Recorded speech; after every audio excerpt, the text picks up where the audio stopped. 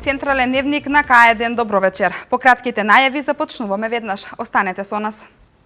Ифтар вечерата во Велес за верниците од муслиманската вероисповед е потврда дека ВМРО ДПМНЕ е граѓанска политичка партија која ги обединува сите етнички структури.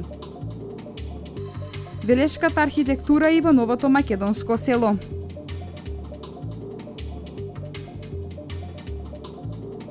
Мини забавен парк доби кавадарци.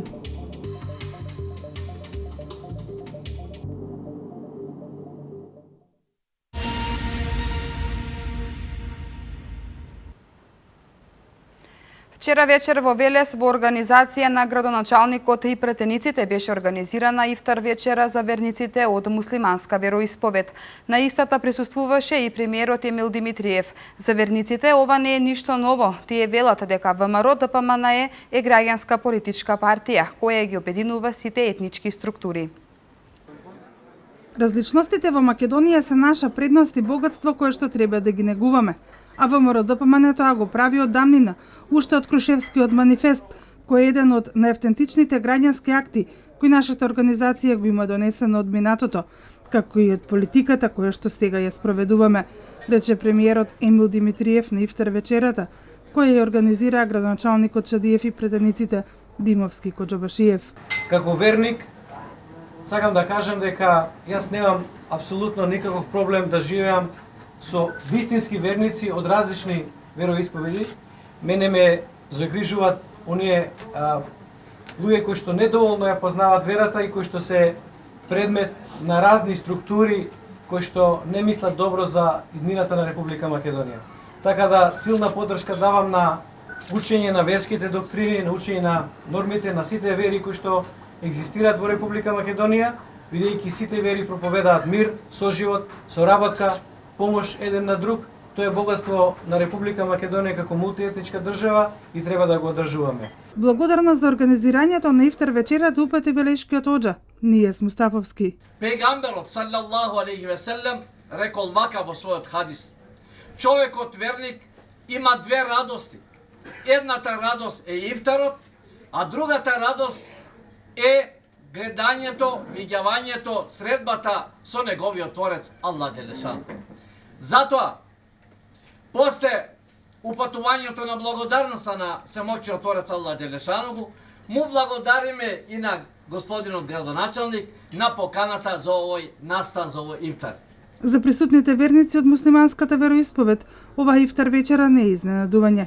Велат дека многу пати досега ВМРО ДПМНЕ покажа дека е граѓанска политичка партија која што ги обединува сите етнички структури. Ова за секој муслиман, значи просто многу е добро светло, значи ова е многу убаво светло дека се почитуваат верата и дека нема разлика, дека ова е мултиетничка држава, значи има право секој човек на своето право, например.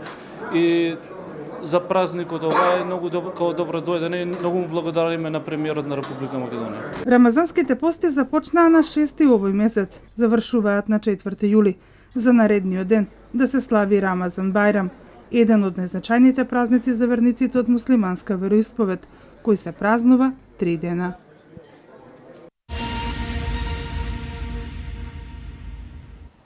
На површина од 12.000 метри квадратни во село Нерези во традиционален дух на македонската архитектура се отвори комплексот Македонско село и велешката архитектура дел од етно селото. Се очекува комплексот да биде атрактивен како за домашни, така и за странски туристи.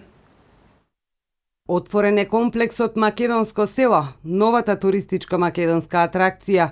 Се простира на површина од 12.000 метри квадратни во село Нерези, а е изграден во традиционален дух на македонската архитектура.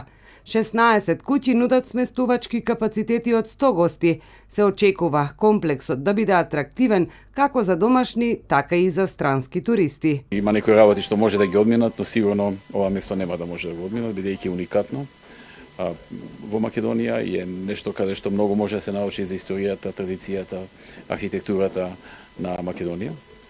И практично го постигнавме тоа што го сакавме.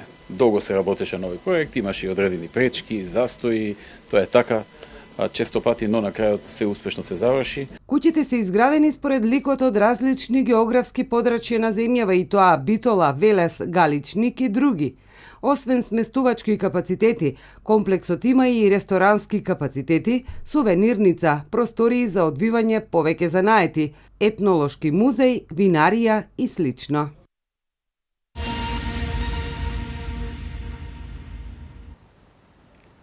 Општина Велес започна со крпење на улиците во градот. Според најавите на локалната самоуправа, со асфалтна маса ќе бидат закрпени сите улици кои се од витална важност за нормално одвивање на сообраќајот. Средствата се обезбедени од буџетот на општина Велес. Покрај останатите активности кои се реализираат според програмата на општина Велес, деновиве се спроведува акција за крпење на ударните дупки на градските сообраќајници.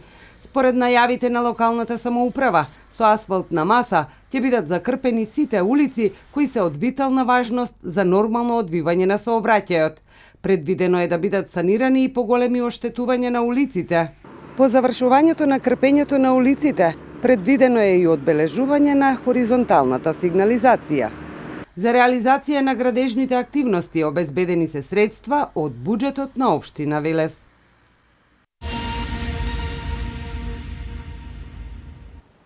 Кавадарци доби уште едно катче за рекреација, забава и игра. Забавниот парк е опремен со различни реквизити, а ова е добар пример како успешно да се стави во функција еден искористен простор во интерес на граѓаните кои живеат во непосредна близина и подалеку.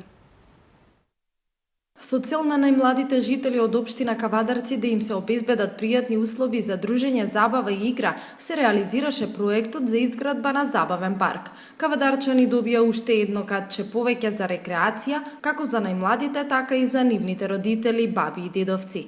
Паркот е опремен со најразлични реквизити, лизгалки, рампи, мрежи, мостови и останата урбана опрема. Ова е еден забавен парк за деца, кој што е еден вид копија на оние некогашните војнички препреки од војската или бившата ЈНА, меѓутоа адаптирано и оспособено така да биде во функција на физичко раздвижување на најмалите наши дечиња. Направено е од Урбан Инвест од Кавадарци, вредноста е околу 1 милион денари, заедно со компанија кој што ги изработува нашите клупи, столчиња, играчки, лудачки во градот, меѓутоа нели со онаа специфика што тука имаме прв пат ваков вид на некои реквизити. Освен основниот бенефит кој го има овој забавен парк, позитивниот ефект е тоа што е поставен и за време на летниот распуст, каде што ова место се очекува да биде најмногу посетувано, особено во вечерните часови. Ова е добар пример како успешно да се стави во функција еден неискористен простор во интерес на граѓаните кои живеат во непосредна близина и подалеку. Овде ќе бидат доинсталирани и клупи и маси за седење. Ова беше еден проект кој што е типично изворен за Кавадарци. Првично беше моја идеја, меѓутоа потоа го разработивме заедно со инженерите и дојдовме до заклучок дека ваков вид на парк му треба на Кавадарци и според првите неколку дена од посетеноста на многу мајки со дечиња видовме дека навистина сте ја погодиле.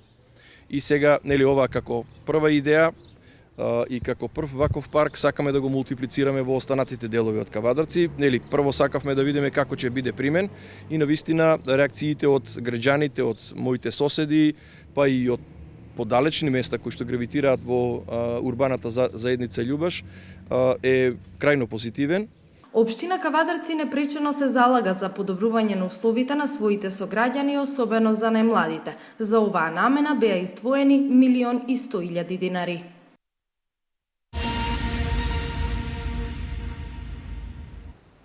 Во понеделник на 27 јуни општина Велес ќе одржи 53-та седница.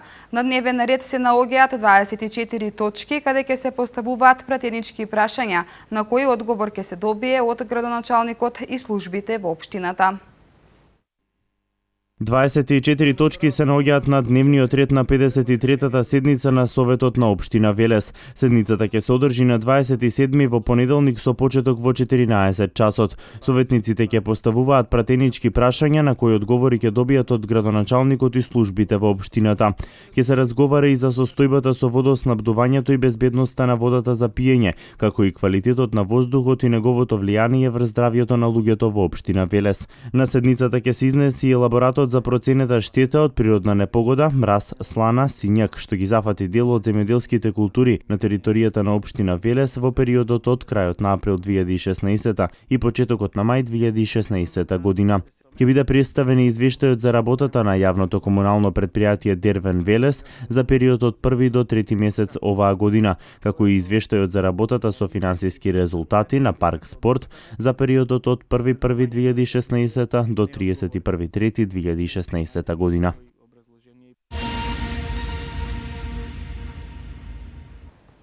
Кривична пријава доби 53 годишен жител на Пробиштип, вработен во акционерското друштво Гранит Скопје, за постоење основи на сомнение за сторено кривично дело, оштетување на јавна инсталација. Деталите ги има Елица Радевска. Полициската станица од Свети Николе поднесе кривична пријава против 53 годишен жител на Пробиштип, вработен во акционерското друштво Гранит Скопје, за постоење основи на сомнение за сторено кривично дело, оштетување на јавна инсталација. Имено извршувајќи градежни работи на автопатот во изградба Штип Миладиновци, тој со сандокот од товарно моторно возило Мерцедес го скинал проводникот од електричен далековод со јачина од 35 киловати, сопственост на Евана Македонија, кој далековод ја поврзува трафостаницата лоцирана во местноста викана Овчеполе со трафостаницата во Свети Николе, со што е го исфрлило до потреба истиот, при што од 13 часот и 30 минути до 14 часот без електрична енергија останал градот Свети Николе, заедно со индустријскиот дел, предизвикувајќи значително нарушување на редовниот живот на граѓаните на општина Свети Николе и трговските друштва.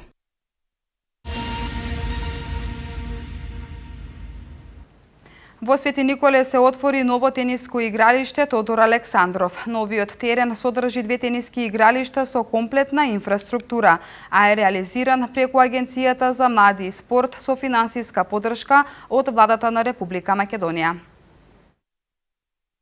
Отворено тениското игралиште во Свети Николе на пригодна свечаност во присуство на голем број спортисти и млади, градоначалникот на општината Зоран Тасев го предаде во употреба новиот тениски терен Тодор Александров.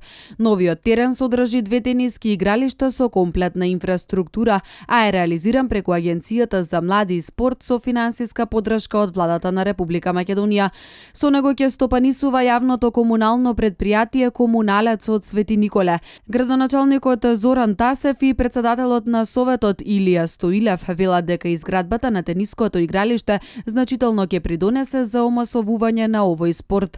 Тие велат дека ова е историски момент за градот, бидејќи младите за прв пат ќе се сретнат со овој племенит спорт, откаде очекуваат да израснат голем број на млади таленти.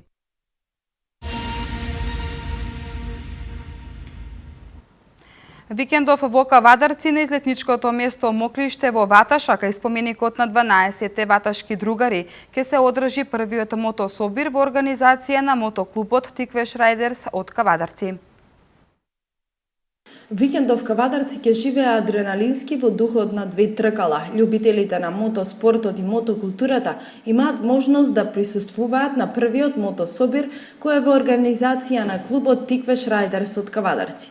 Под мотото Мотофест организаторите напорно работат и се подготвуваат за овој голем јавен проект за нив, а секако и за сите љубители на мотоциклизмот. Ова година го реализираме нашиот проект Мотофест 2016.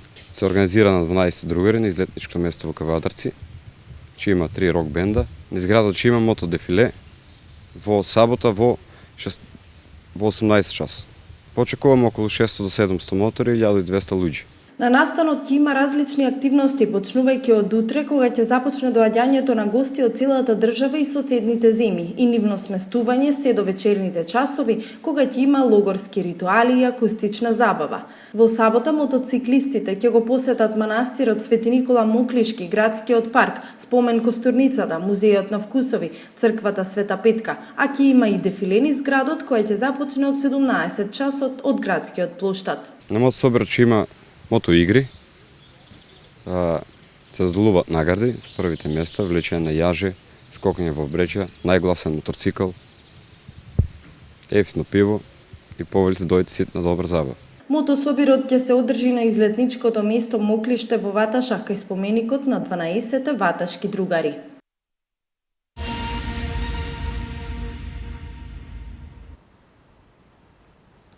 Председателот на СДСМ Зоран Заев денеска на пресконференција излезе со нови уцени за првпат со можни датуми за одржување на предвремените парламентарни избори.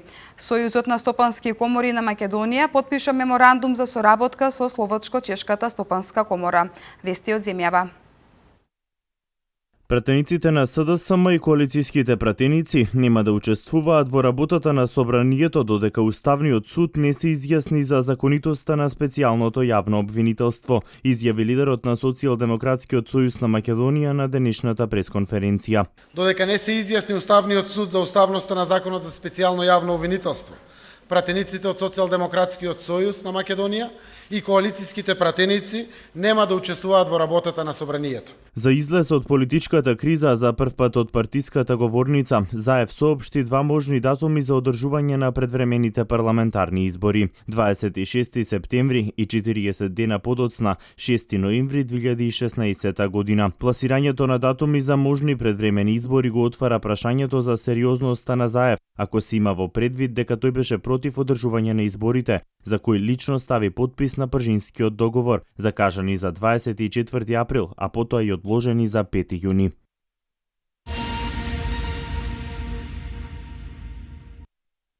Меморандум за соработка со Словенечко-чешката стопанска комора потпиша Сојузот на стопански комори на Македонија. Меморандумот беше потпишан во рамки на официјалната посета на делегација од Македонско-Словенечко-чешката стопанска комора, предводена од председателката Јана Миричакова. На средбата се разговарало и за идната поинтензивна економска соработка меѓу компаниите од двете држави, како и за нивната меѓусебна промоција.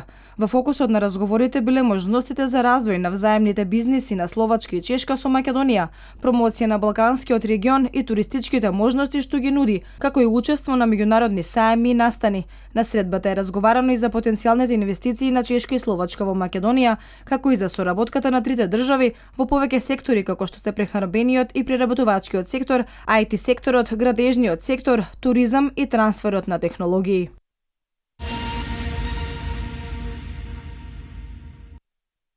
Дваесет и пет припадници на полицијата на Словачка ќе пристигнат во Македонија за да спроведуваат заеднички патролни активности со македонските колеги на државната граница со Грција, информира амбасадата на Република Словачка во Скопје. Третата ротација на 25-те припадници на словачката полиција е врз основа на меморандумот за разбирање помеѓу Министерствата за внатрешни работи на Република Словачка и Република Македонија. Република Словачка досега испрати во земјата вкупно 75 полициски службеници, што е најголем допринес по глава на жител од странски држави кои учествуваат во заедничките операции во Република Македонија.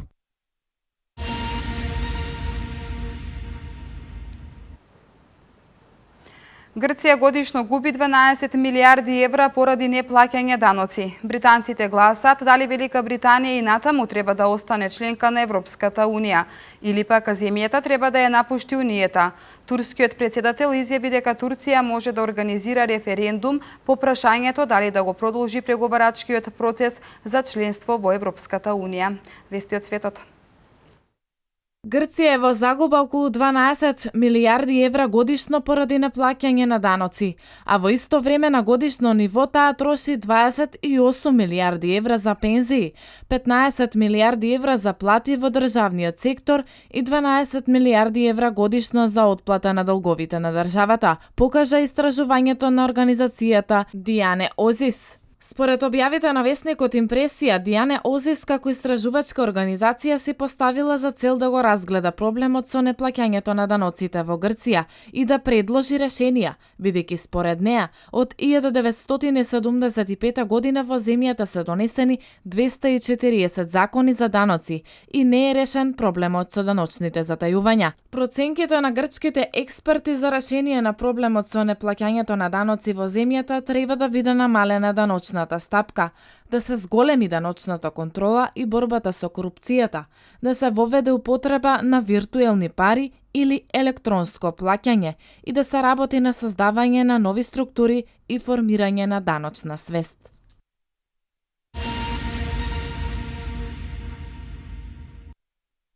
Британците гласаат дали Велика Британија и натаму треба да остане членка на Европската Унија или пак земјата треба да ја напушти Унијата. Ова е историско определување на британците за европската иднина на нивната земја, откако 43 години Велика Британија е членка на Унијата. Последните мерења покажуваат дека исходот од референдумското изјаснување ќе биде крајно неизвесен до самиот крај, затоа што двата кампа имаат речиси идентичен процент на поддржувачи, па може да се случи победата да зависи од тоа каков ќе биде одзивот на гласачите. Право на глас имаат 46,5 милиони граѓани, што е досега најголема бројка на запишани гласачи, а Државната изборна комисија соопшти дека првите неофицијални резултати од референдумот треба да се очекуваат утре во утринските часови.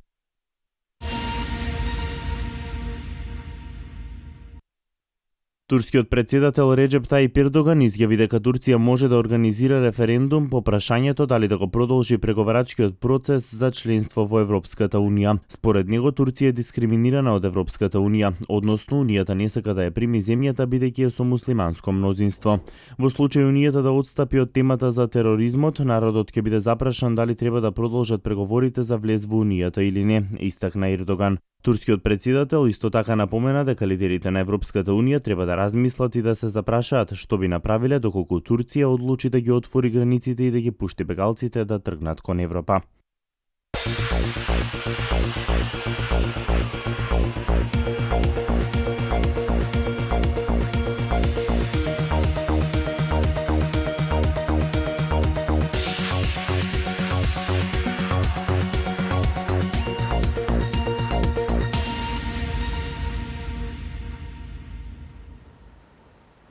И утре не очекува сончево време со температура до 38 степен. Деталите за временската прогноза во продолжение.